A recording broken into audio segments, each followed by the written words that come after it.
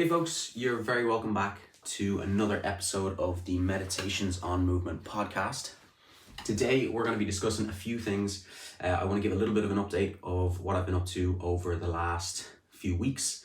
Some big changes in my life, especially going forward, plans and things like that. And then a little later I want to discuss sort of a theory, a little bit of a sort of framework I've been thinking of over the last little while that sort of leads into something I want to let you guys know about. So first thing, it's been 2 or 3 weeks since I've done one of these. One of the big reasons why is because 2.5, 3 weeks back, I unfortunately got COVID. So this is actually my first time getting COVID, which is interesting. I've been nearly 3 years now, I suppose, without getting it. So that sort of knocked me out for about, must have been 8 to 10 days or something like that. Obviously very, like sort of wipes for the first few days, didn't really have much energy, just completely stayed in bed. But the unfortunate thing was it kind of aligned straight with me leaving Vienna. Basically, I've now actually returned home to Ireland, which is why there's a bit of a change of scenery if you're watching this on YouTube. I'm actually going to be releasing this on YouTube as well as having it on different podcast platforms, because I know some people like to watch these or just they have a subscription to YouTube and don't use podcasting platforms. So as I said, COVID sort of hit me at the wrong time, which is always the case, isn't it? Sometimes those things just happen. So I had planned on moving back to Ireland. This kind of leads me back to my conversation a few podcasts ago where I was talking about my sort of trip home to Ireland over the Christmas period. There was a very sort of big pull home, which is a very interesting feeling to sort of have. Like I had been back multiple times over the last 1.5 years or so of living in Vienna, taking part in the movement school with Marcello. And there was never, like the times that I'd come back to Ireland, it was lovely to be home. They were sort of short trips, random few things that I kind of had to come back for. I had to come back for a workshop, had to come back to take care of a thing with equipment and stuff like that. So every time I'd come back, it'd always been for something different, whereas the Christmas period, it was obviously something very different, and felt just a massive pull home. Like my kind of time in Vienna was to close, and obviously it kind of felt as if my work was done in some sense. So the movement school is still going. I'll be back probably in Vienna sometime soon. I had planned kind of coming back. I'd done the Christmas period, come back to Vienna, then taking a short trip home, and then that was where I got COVID. So I had to fly back to Vienna. I had to kind of take care of everything there, just in terms of like, basic things of moving home, all that sort of stuff. So it was unfortunate because I had planned on saying it to everyone who I had obviously met in Vienna, everyone from the movement school. I planned on sort of meeting up with them, going out for a dinner, something like that, something small. But unfortunately wasn't able to because I was in the middle of COVID at the time. So really, really unfortunate that I didn't get to see a lot of those people. These are deep friendships that I've built in such a short space of time. When I think of it, it's incredible to think that I've made such a lasting friendship with a lot of these people. People that I'll certainly see over the next little while. I'll go to visit them from different countries and stuff like that. So I'm sure when the dust settles, all that sort of stuff, I'll catch up with those people. But even before then, because of my exit being so swift and unfortunately not getting to see people, I definitely said I'll be back sometime soon to kind of come back for a week or so to Vienna, sometime maybe in May or something like that, just to take part in another week at the school, see everyone properly, do a proper send-off and stuff like that. And obviously the school will sort of be coming to a close, the in-person form in Vienna, and it will come to a close. Marcello sort of has plans to keep some sort of a community, however that's going to work. It's sort of up to him. I'll be interested to sort of hear how all that will sort of operate. So exciting times ahead for that, certainly in terms of the school. But back to sort of my move home, it's now this is sort of my first proper week back. I felt like last week it was just a case of, you know, small things, getting a gym membership sorted, getting settled in the place that I'm living now, all those sort of small things, and having COVID at the time was unfortunate, but and as I said, it took about sort of 8-10 days to sort of get over, which was interesting for me because I've never felt so wiped for sort of that length of time by something, obviously. But now seeing the other side of it, just slowly building back up in terms of movement, training, all that sort of stuff. So now I'm certainly back into a groove still, like not back up to full tilt, which is to be expected. I think by next week maybe I should feel a little bit more normal. So the delay in podcast is somewhat to do with that, along with the move home. Just naturally didn't want to make myself a busy fool just for the sake of it. This is obviously stuff that's important to me, but they kind of have to suit me in my life and what's going on at the time. And I figured COVID move was enough of a reason to just sort of delay slightly getting one of these episodes out. But continuing going forward, the sort of my plans, the content creation is going to be a big part of everything that I do going forward. This leads me back then to obviously why I've selected to sort of move home. So the school has been such an interesting little thing that's happened to me over the last year and a half or so.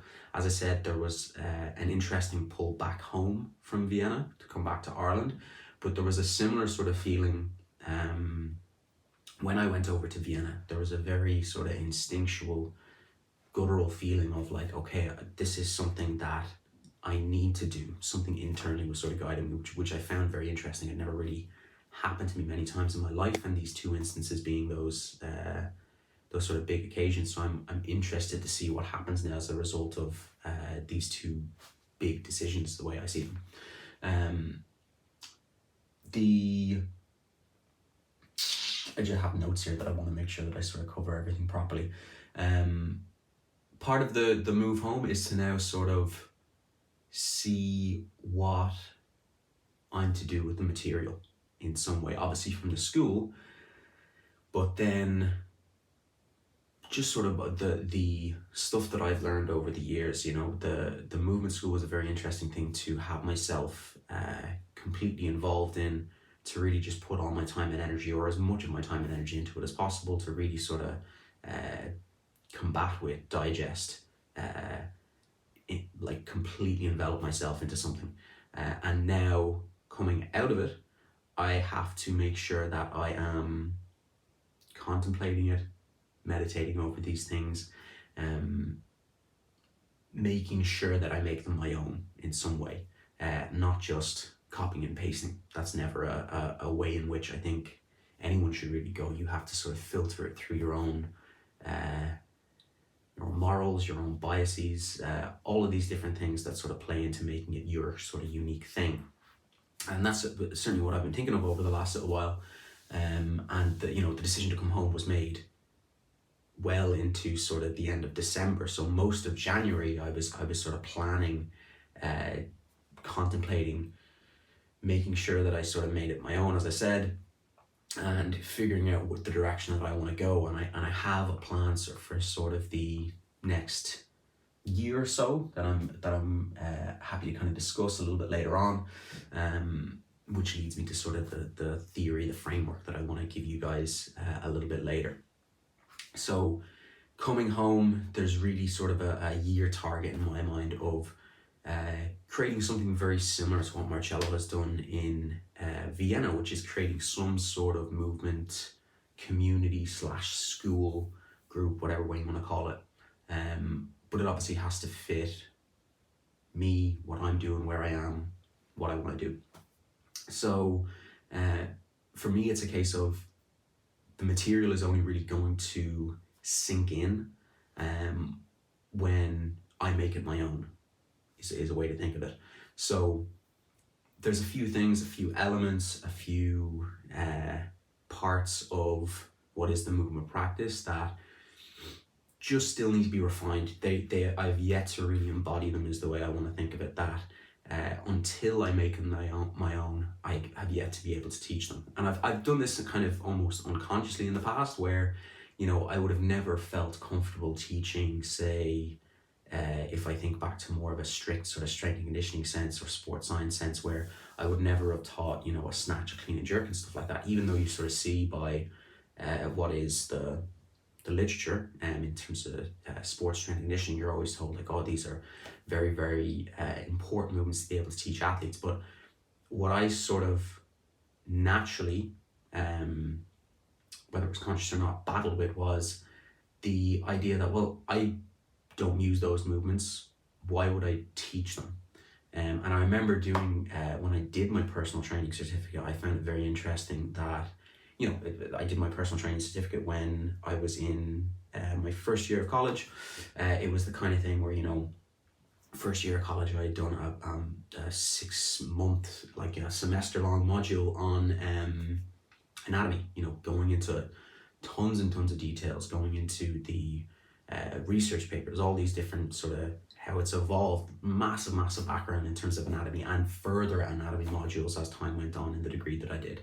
And I remember obviously going to a gym and like, you're going in, not finished a course yet, so it's hard to sort of get a job, and most personal training jobs or working in a gym needs some sort of fitness instructor qualification where it's just a governing body just says, okay, you're good to do that. That's why they kind of have them in some sense. So doing this kind of short, I think it was a 12-week, 16-week long course. I remember finishing it, and by the end of it, they sort of, it was basic anatomy. It was a multiple choice questionnaire at the end of the day. It wasn't anything fancy, and which is what most personal training certificates and courses are.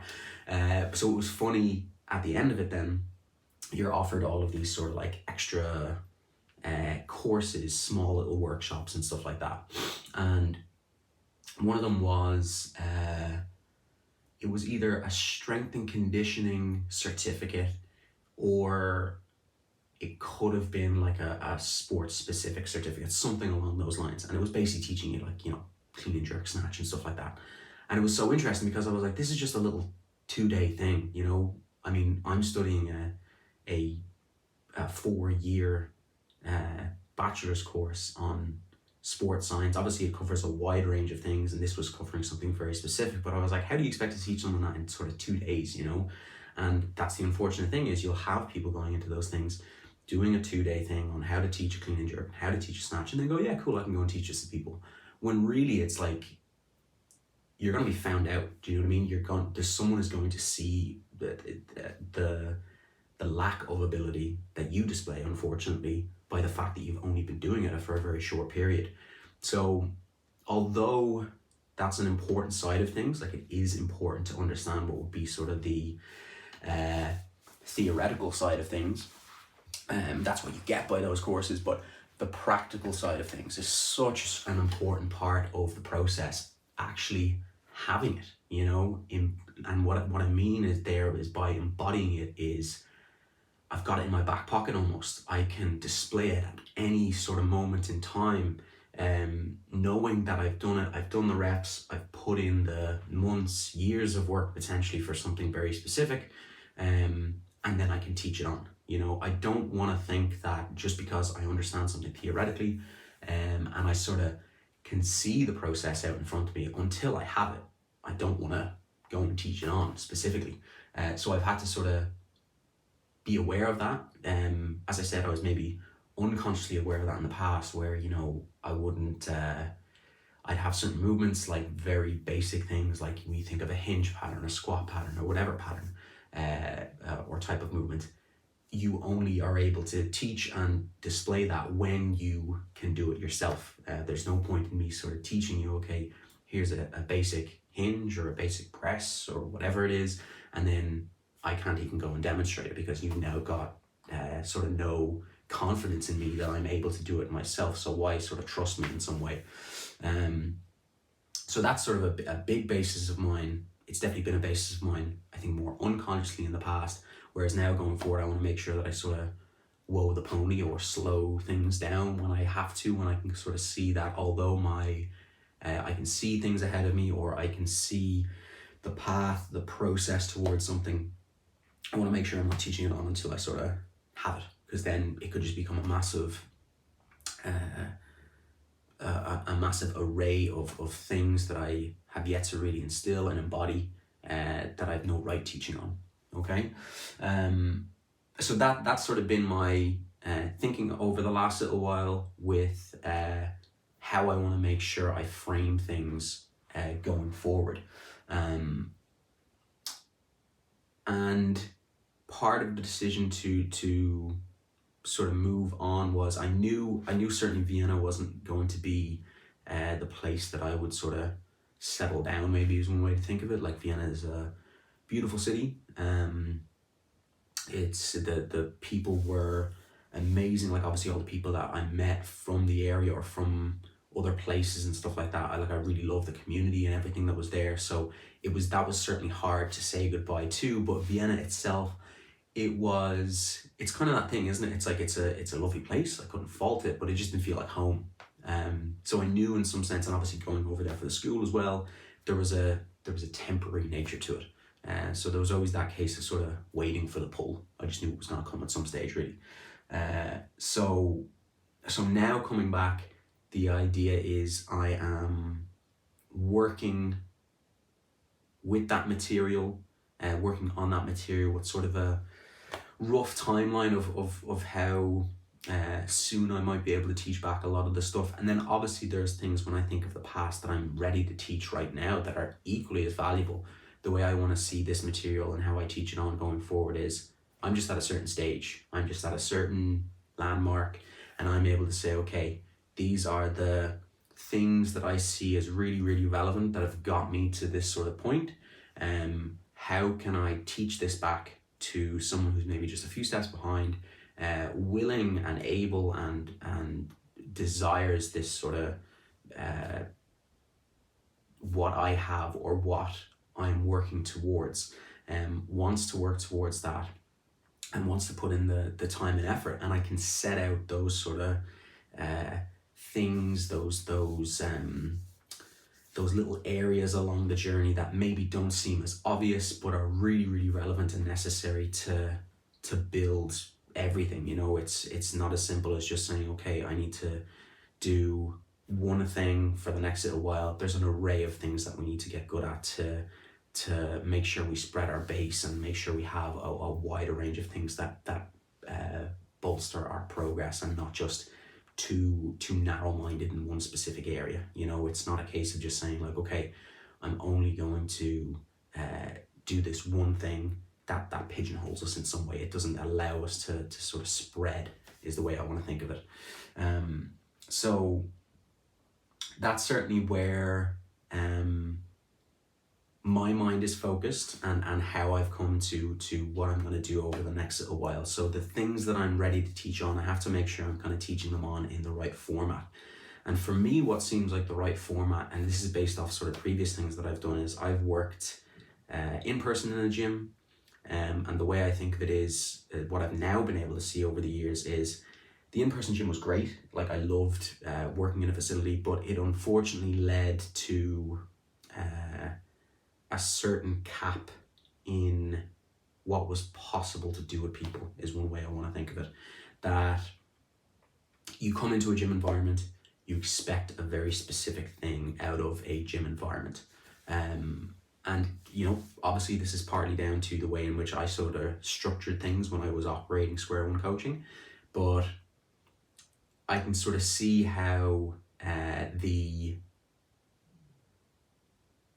the restraint that might be on a very specific thing, a very specific location, that it being defined as a gym, a small group training facility, a personal training facility, all those different things. So for me, it's a case of kind of stepping away from what is that environment, that sort of cap that's placed, where you sort of define it and put it in this neat little box and this neat tied up with this neat little bow, and so you could go, okay, this is what's to be expected out of a personal training service, a small group personal training service, something like that.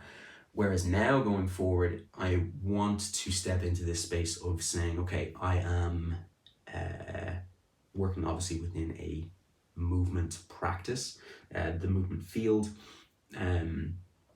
And I am more of a teacher and practitioner rather than a service provider, is almost one way to think of it. So that leads me to this ability now to look at things and say, okay, what's primary or what's a specific focus for me is, can I go into these areas, research and really get into the depths of how a certain field or how a certain modality, whatever it may be, as long as it's sort of relevant to me, can I really get into the nooks and crannies of it and embody it? And once I've embodied it, and obviously I feel it's necessary to embody it, am I ready to teach it on and in all of these certain areas? So that's the stuff that I want to kind of present to people in some way is, I am almost selfishly, in some way, I'm sort of setting something up so that I can continue my work. Because that's, I suppose, the selfish part is that's the part that's really important to me, where I feel that that's what keeps me going, is making this stuff my own, following what would be sort of like my interest naturally. Because if I'm bored of the process, or if I'm feeling that something is stalling, I'm not going to be content and happy, and that's going to come across in the work that I do. Whereas when I am fully engaged, fully involved, and obviously interacting with people and involving people in the right way, that's gonna make the work even better for me and for the people that work with me, for those students that want to come along the way and sort of expose themselves to these sort of new and interesting things that I myself have found very interesting, and am able to give that energy across to make it so that, okay, I've done the work, I've seen the depths of this sort of stuff and what it's given me. I'm excited to teach this stuff on, and you can see that by the stuff that I'm able to do, the stuff that I've embodied. And so the way in which I sort of plan on doing that over the next little while is through an online means. At first, I want to create an online community, an online school, where we're diving into these things in a sort of a way that's accessible for someone who's relatively new to this stuff, who is potentially a little bit more experienced. I want that to be sort of covered in whatever this school's online community sort of turns out to be. I feel like the online format is going to be very good for me, kind of because it'll suit what I'm doing personally in terms of the work that I'm able to organize around it. Obviously my own practice, my own research, all that sort of stuff. Not necessarily be reliant on an in-person thing just yet, but that's sort of a plan going forward. And what will help me certainly is, teaching is a part of the process as well. There's that sort of hierarchy of learning. There's the theoretical side, like I mentioned earlier. There's the practical side. There's teaching as well. That's another part of the process, is teaching on this work really ingrains it for you, because the stuff that you might take for granted, or stuff that you might not even question, suddenly becomes like, oh yeah, I can't just say this for the sake of saying it. This has to be understood by me, so that I can give it to the person and make them understand it. So I'm going to be interested in what that brings to me as well, is the fact that I'm going to be able to navigate in new ways and kind of confirm and strengthen my own understanding and my own practical knowledge as well, when I go into these areas. So hopefully this has led you in some way to a better understanding of kind of what I'm going to be doing over the next little while. And for me, this sort of online community / school is really going to focus on this sort of theoretical or framework that I'm going to give you now in just a second. The way in which I see things as important is, over the years I've obviously had a very specific physical practice. I've played lots of sports when I was younger. This led me into sort of gym work, and it's just the path that you sort of go on, the things that you find yourself doing. And some people just, some people obviously playing a sport and that becomes their thing. For me, it just wasn't what I wanted to do. There was things sort of presented that just didn't suit me at the time, and it's fascinating to kind of think back and sort of what led me to those decisions. the gym itself, as I said, it had its constraints, it had its utility. It's got me to a certain point now where I've navigated to other areas. I've worked with athletes more specifically, more recently, and then I've worked with sort of general population people, where I've just sort of naturally sort of gone in that direction, and found myself working with different populations. Whereas now it's more towards the movement practice, and there are things that have been always there to some degree, but I'm only now really getting to be able to define them properly and see their utility, and be able to say, okay, this is such an important part for me, and this is what I want to make sure that you have going forward, so that it just speeds up the process for you. It's always been in the back of my mind that there's always been sort of a more of a psychological side to all of this. It's not just a case of working on the body. You are working on your mind at the same time, almost. There is an element of obviously working on the body, as I said, more practically, and then there's even the side of what I would sort of see recently has been a big interest of mine, is kind of the soul side of things, is one way to think of it. So this is sort of the framework. This is the way I've sort of been seeing things over the last little while, and kind of come to this framework, is this idea of psyche, soma, and soul. And this is something that I've taken from, I did a philosophy course, what would have been maybe, must have been about 5 years ago at this point. I can't remember if I was straight out of college and into this, or if I was, Jesus, college is almost 10 years ago now at this point. So yeah, definitely I was out of college. Jesus, isn't it funny how you just cannot, so you get to a certain point where you're just like, how many years ago was that? But yeah, definitely I was out of college at this point. This must have been about 5 or 6 years ago that I did this philosophy course. It was an introduction philosophy course. I think it ran for about 16 weeks or something like that, once a week, and we're discussing these ideas in terms of how philosophy would have started. You see this tradition of sort of east to west with philosophy in terms of the roots of a lot of them. And one thing that caught my attention at the time, obviously there's loads of things that I now think back to that caught my attention and still sort of are areas in which I'm going into, is this framework always stood to me, was this idea of psyche, soma, and soul. And sometimes, like, you see the soma side of things. Soma means sort of body. Soma, the idea of I think this is one of the more one of the lesser appreciated sides of things. You have a tradition like a yoga practice, which is a lot more integrated as well, which it's credit to that side of things. But sometimes you see this idea with the body as it's less important, almost the intellectual side, or the brain and the psychological side. The soul are maybe considered as more important, but for me it's almost as if they all sit on an equal playing field. This idea of the body has such an important play on who we are, what we do, how we act, our level of being. Really, is sort of dictated quite significantly by the body, this side of soma, and then it gives equal credit to this idea of psyche and soul. And for me, it's the idea of the influence that the body might have, the practice that we can have with the body in sort of understanding how it is we move, the meaning that we get from movement, all of these different things. That's been my sort of thing that I've got from the different physical practices that I've done over the years. It was maybe less conscious, and is only now becoming conscious.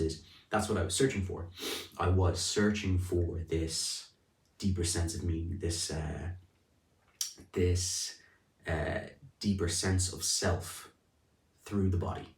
For me, that was such an important part. So when I was doing this philosophy course, and I almost, I really attached to this idea of psyche, soma, and soul, but it was such a brief part of the course. It was sort of given as this little sprinkling, and then we went on and dove into other areas with a lot more in a lot more depth, given a lot more time.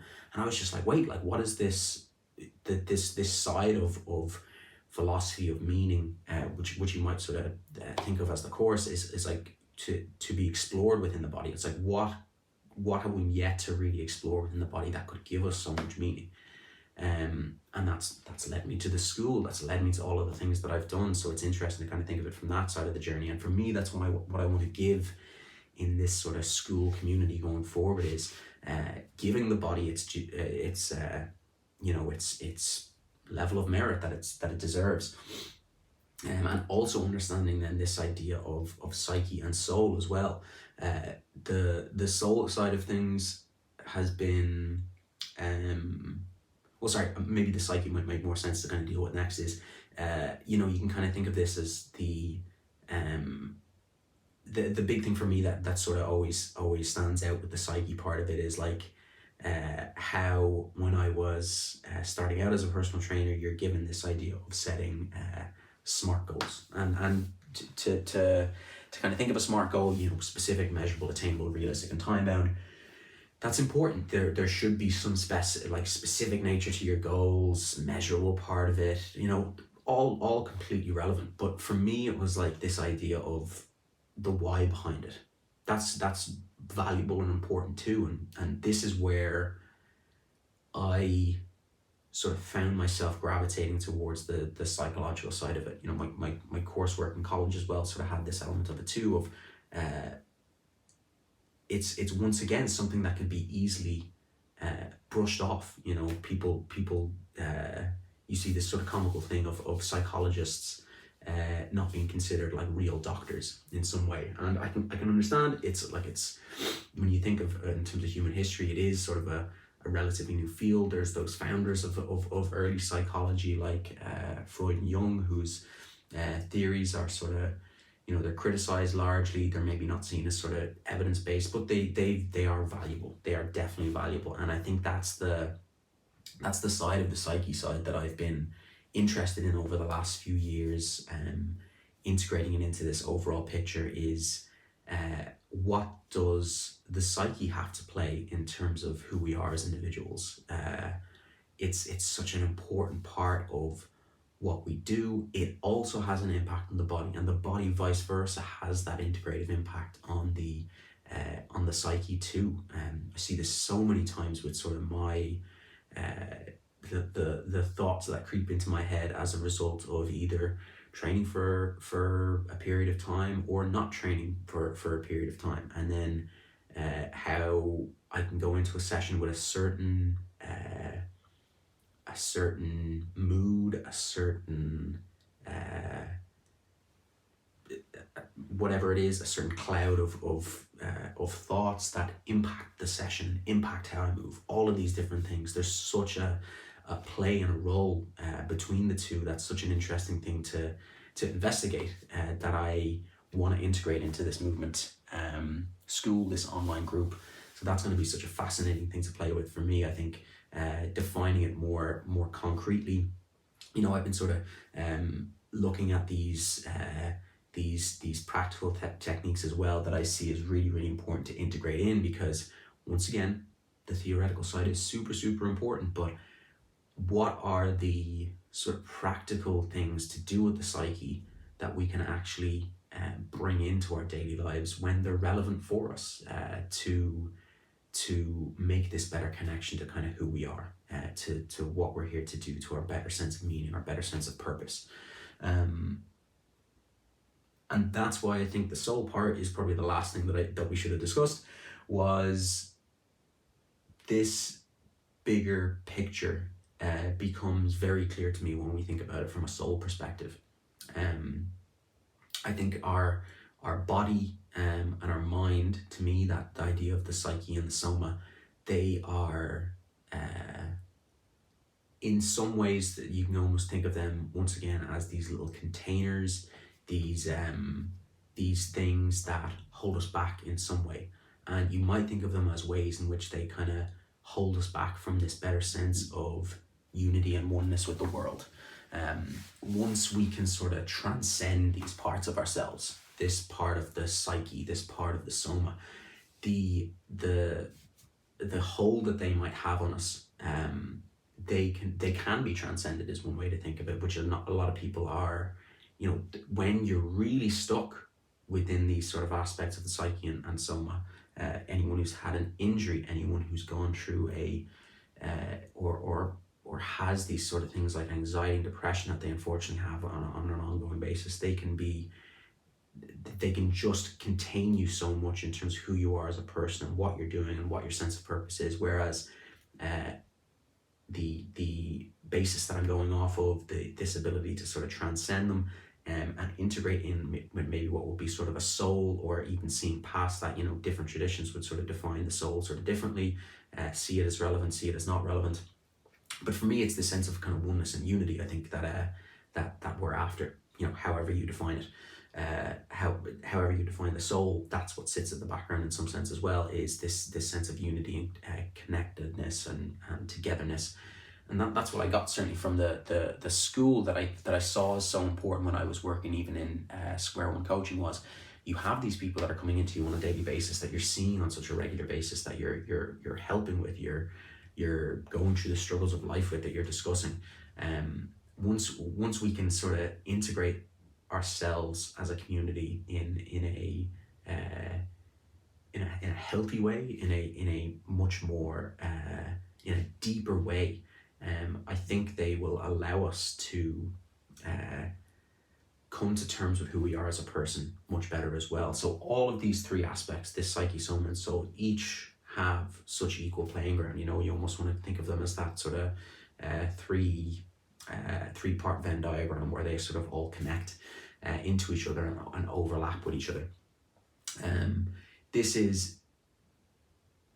is sort of where I've been going with things over the last little while. This sort of three-part framework of psyche, soma, and soul that has been in the background for me for so many years, and is something I really want to use going forward as a framework to teach on to other people.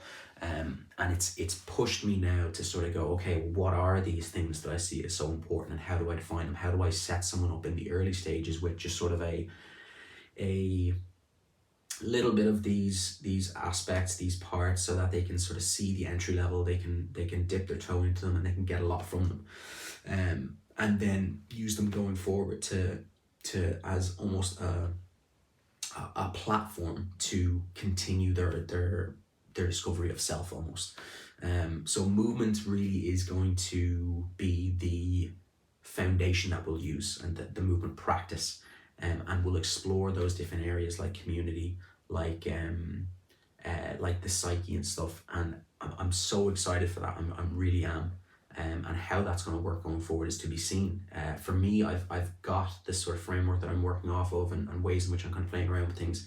It's just when I'm sort of ready to launch, I'm going to be putting in the work over the next while to get things together properly in a good format that I like, making sure obviously that it's accessible for people who are just starting, who are a little bit along the journey and stuff like that.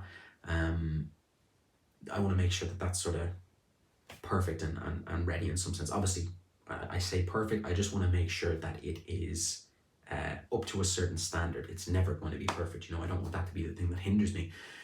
But naturally, how this kind of contrasts and compares to things that I've done previously is, I want to make sure that it is something that evolves.